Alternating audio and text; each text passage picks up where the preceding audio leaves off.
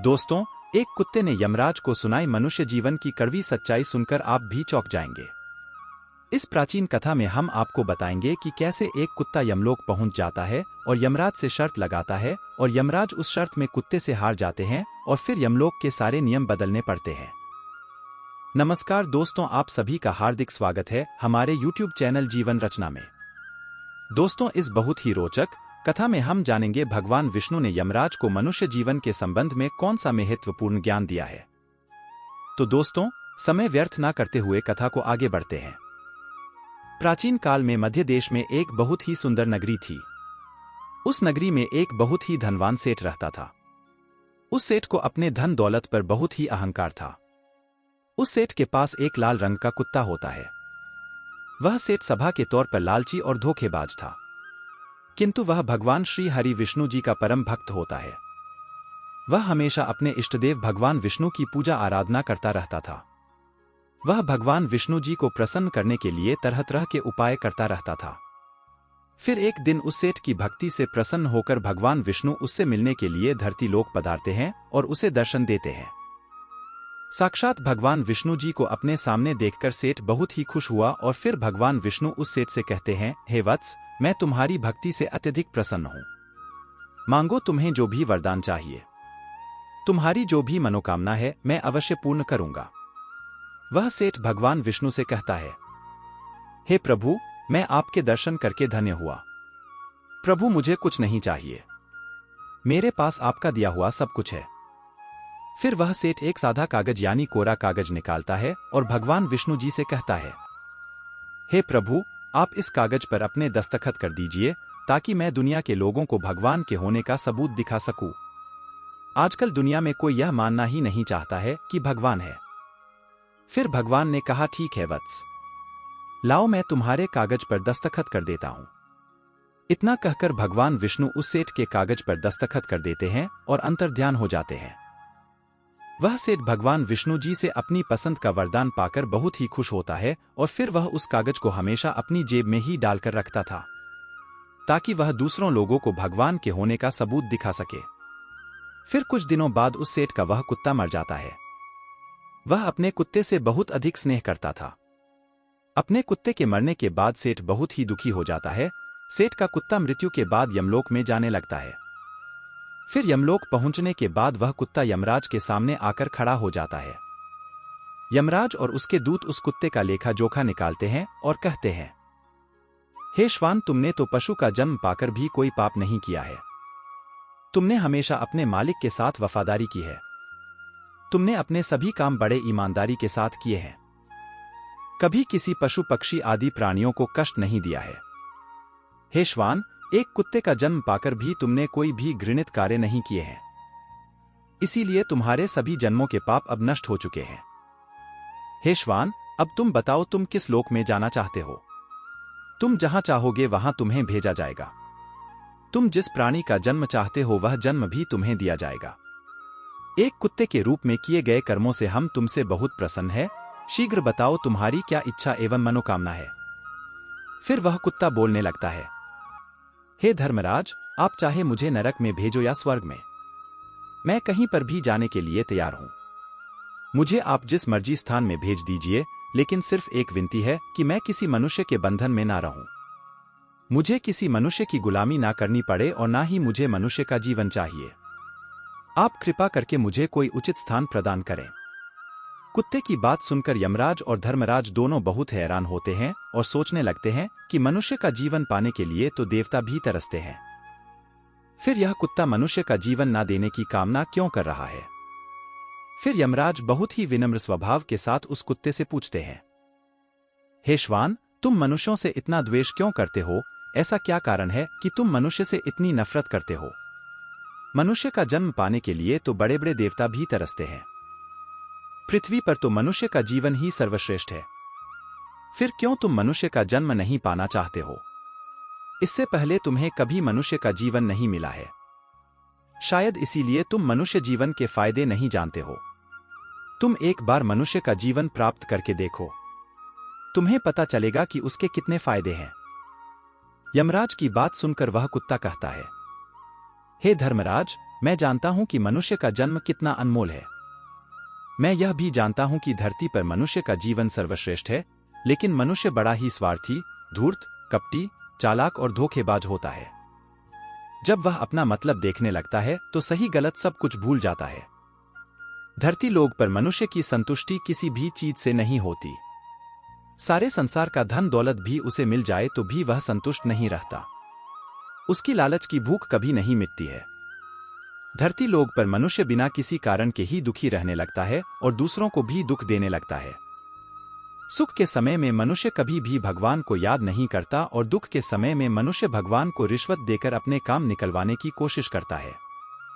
मनुष्य मुझ जैसे बेजुबान जानवरों को अपना गुलाम बनाकर रखता है और अपना काम निकलवा रहता है। इतना ही नहीं, मनुष्य तो भगवान को भी धोखा देता है। इसीलिए मुझे मनुष्य जन्म नहीं चाहिए। यमराज कहते हैं, हे श्वान, यह तुम क्या कह रहे हो? मनुष्य भगवान को धोखा भला कैसे दे सकता है? तुम जरा बताओ, मैं भी तो जानूं। फिर कुत्ता कहने लगता है, हे धर्मराज, मनुष्य जब मंदिर में जाता है तो स्वार्थी मन से भगवान की पूजा करता है।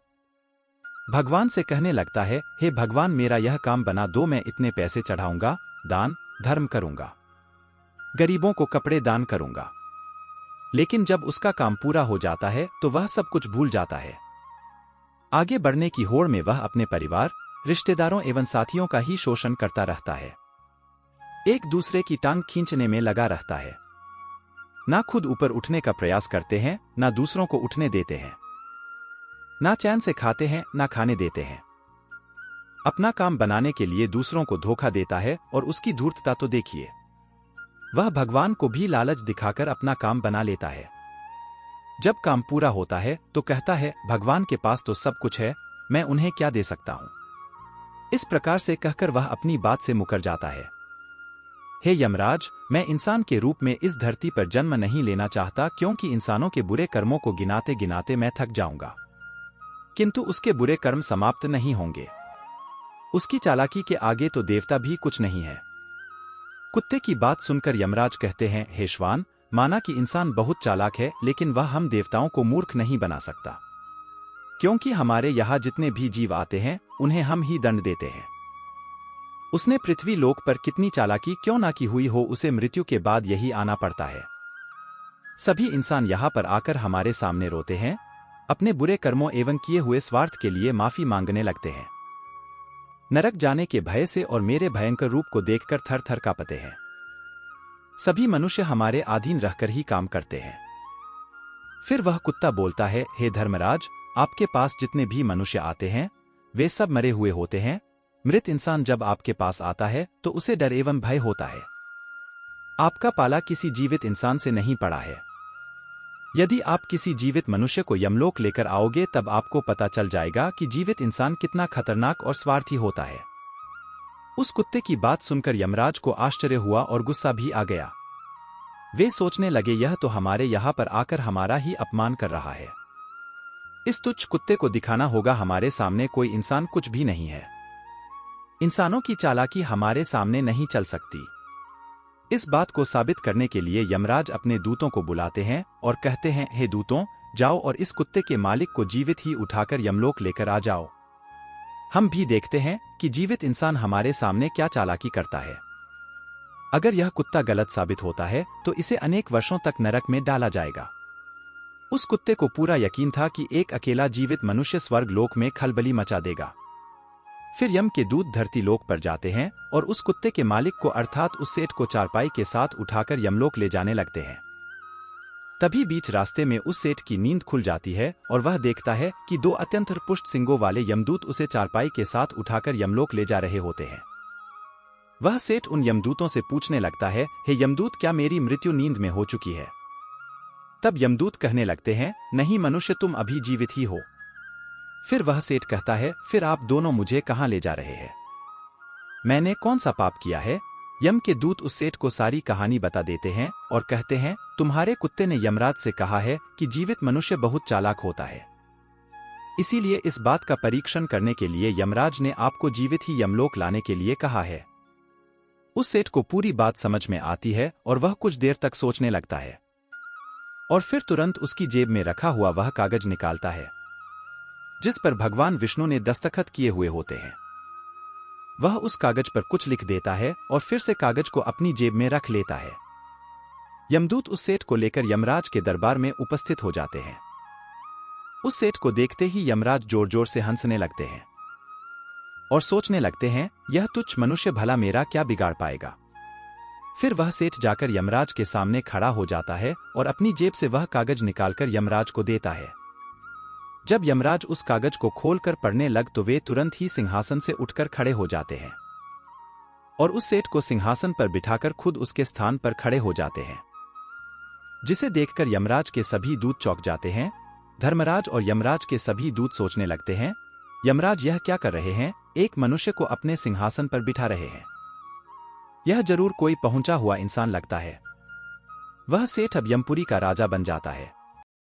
सारे दूत एवं धर्मराज आदि उस सेठ को प्रणाम करते हैं। यमराज भी उसका आदेश मानने के लिए विवश हो जाते हैं। फिर वह सेठ सिंहासन पर बैठते ही यमलोक के सभी कानून बदल देता है और यमराज को ही यमलोक के द्वार का पहरेदार बना देता है। फिर वह सेठ सोचने लगता है, जब मैं मर जाऊंगा तो मुझे भी यहाँ पर आना पड़ेगा और मेरे पाप कर्मों के कारण मुझे भी नरक में डाला जाएगा। इसीलिए उस सेठ ने नरक में पड़े सभी प्राणियों को स्वर्ग में डालने का आदेश दिया और नरक का द्वार हमेशा के लिए बंद कर दिया और फिर सभी यमदूतों को आदेश दिया कि आज के बाद किसी भी प्राणी को नरक में नहीं डाला जाएगा, सभी प्राणियों को स्वर्ग में ही भेजा जाए। सेठ के इस आदेश को सुनकर स्वर्ग लोक में खलबली मच गई। सभी देवता हैरान हो गए, लेकिन वे कर भी क्या सकते थे। आदेश यमलोक के राजा ने दिया था, इसीलिए चुपचाप सभी उसका पालन करने लगे। स्वर्ग लोक का संतुलन पूरी तरह से बिगड़ गया। धीरे धीरे स्वर्ग लोक में जीवों की भीड़ बढ़ने लगी, जिनकी सेवा करके स्वर्ग लोक के कर्मचारी और अप्सराएं परेशान होने लगे और सोचने लगे इतने सारे जीवों की सेवा कैसे कर पाएंगे। उधर वह कुत्ता सोचने लगा, यमराज को जीवित मनुष्य को यमलोक में लाना कितना महंगा पड़ गया। सेठ जी ने सब कुछ बदल दिया है, आखिर ऐसा कैसे हुआ। फिर वह कुत्ता अपने सेठ के पास गया और पूछने लगा, सेठ जी आपने यह सब कैसे किया। अब तो आप यमलोक के राजा बन गए हैं, अब मैं सारे जीवन आपका दास बनकर रहूंगा। कृपया आप मुझे बताइए कि आपने यह सब कैसे किया। तब उस सेठ ने धीरे से उस कुत्ते के कान में कहा, जब मुझे पता चला कि मुझे जीवित ही यमलोक ले जाया जा रहा है तो मैंने भगवान विष्णु के दस्तखत किए हुए कागज पर यह लिख दिया कि जिस जीवित मनुष्य को यमराज यमलोक बुला रहे हैं उसे यमलोक का राजा बना दिया जाए। यही मेरा आदेश है। उस कागज पर भगवान विष्णु के दस्तखत देखकर यमराज को लगा कि यह भगवान विष्णु का ही आदेश है, तो उन्होंने बिना विचार कि यही मुझे यमलोक का राजा बना दिया। सेठ की बात सुनकर वह कुत्ता बहुत खुश हुआ और सोचने लगा, इंसानी दिमाग चाहे जहां भी रहे खुरापात तो करेगा ही। इधर यमलोक का ऐसा हाल देखकर सभी देवता भगवान विष्णु से मिलने के लिए वैकुंठ चले गए और उन्हें सारी बात बता दी। देवताओं की सहायता करने के लिए भगवान विष्णु तुरंत ही यमपुरी में आ गए, तो उन्होंने देखा कि यमराज यमलोक के द्वार पर पहरा दे रहे हैं। फिर यमराज के सिंहासन पर कौन बैठा है। भगवान विष्णु को देखते ही यमराज उनसे प्रार्थना करने लगे और कहने लगे, हे प्रभु आपकी यह लीला बड़ी ही विचित्र है। धरती के एक साधारण मनुष्य को आपने यमलोक का राजा बना दिया और मुझे पहरेदार। भगवान विष्णु यमराज से कहते हैं, हे धर्मराज यह मैंने नहीं किया है, यह तो मनुष्य के चालक दिमाग का कमाल है। यदि तुम जीवित मनुष्य को यमलोक लेकर आओगे तो यही होगा। इसीलिए मैंने मृत्यु के बाद ही मनुष्य को यमलोक लाने का आदेश दिया था, ताकि मनुष्य के सभी दोष और स्वभाव शरीर के साथ नष्ट हो जाए और केवल उसकी आत्मा ही यमलोक में प्रस्थान करें। किंतु आप तो एक जीते जागते मनुष्य को ही यमलोक उठाकर लेकर आए। यमराज से इतना कहकर भगवान विष्णु आगे बढ़े। फिर जब उस सेठ ने भगवान विष्णु को आते हुए देखा तो वह तुरंत यमराज के सिंहासन से उठकर खड़ा हो गया और बोलने लगा, हे प्रभु मुझे क्षमा करो। मैंने अपने कुत्ते को नरक में जाने से बचाने के लिए और मनुष्य की बुद्धि का बल दिखाने के लिए ही ऐसा किया। मैं आपके द्वारा दिए गए वरदान का दुरुपयोग नहीं करना चाहता था। हे प्रभु मैं आपके दर्शन करके धन्य हो गया, अब मुझे किसी चीज की अभिलाषा नहीं है। फिर भगवान विष्णु मुस्कुराए और उन्होंने उस सेठ को क्षमा कर दिया। फिर वह सेठ धरती लोक पर लौट गया। भगवान विष्णु ने भी यमराज को फिर से यमलोक की गद्दी पर बिठा दिया और वे भी वैकुंठ लोक लौट गए। यमराज फिर से अपने सिंहासन पर बैठ गए। तब वह कुत्ता यमराज से कहने लगा, हे धर्मराज देखिए आपने जीवित मनुष्य की चालाकी, एक जीवित मनुष्य क्या क्या कर सकता है। इसीलिए मैं मनुष्य नहीं बनना चाहता। मनुष्य जब स्वार्थी बन जाता है तो वह अपने ही अहंकार में अंधा हो जाता है। उसे दोस्त, परिवार दिखना बंद हो जाते हैं। लालच में वह धर्म को भी भुला देता है और अनिष्ट कार्य करने लगता है। यहां तक कि भगवान को भी धोखा देने के लिए हमेशा तत्पर रहता है। जब तक वह शास्त्र अनुसार कर्म करता है तभी तक सुखी रहता है, और जब धर्म से विमुख हो जाता है तो क्लेश और बीमारियां उसे घेर लेती है और उसका पतन हो जाता है। फिर यमराज उस कुत्ते को क्षमा कर देते हैं, उसे स्वर्ग में भेज देते हैं और यमलोक के बदले हुए कानूनों को फिर से सही कर देते हैं।